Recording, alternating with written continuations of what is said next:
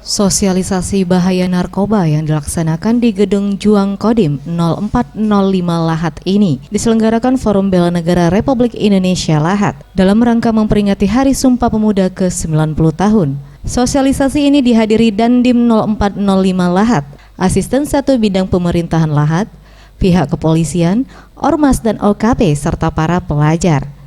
Dalam sosialisasi dan diskusi yang mengusung tema peran serta pemuda-pemudi dalam menjaga keutuhan NKRI, disampaikan sejumlah informasi terkait peran pemuda sebagai penerus bangsa, sikap dan langkah yang harus dilakukan pemuda di era teknologi informasi modern, serta bahaya narkoba.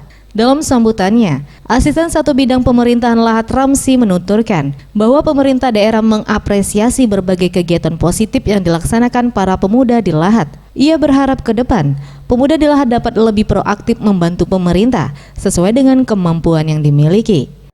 Banyak hal yang telah dilaksanakan pemuda, ya, memang diharapkan oleh pemerintah daerah dapat memberikan warna kepada pemerintah Kabupaten Lahat. Sementara itu, Dandim 0405 Lahat dalam paparannya mengajak para pelajar untuk mengisi kemerdekaan dengan cara belajar yang tekun dan menjauhi narkoba. Tidak harus berjuang mengorbankan jiwa dan raga. Bagaimana dulu rasanya dijajah oleh Belanda maupun Jepang.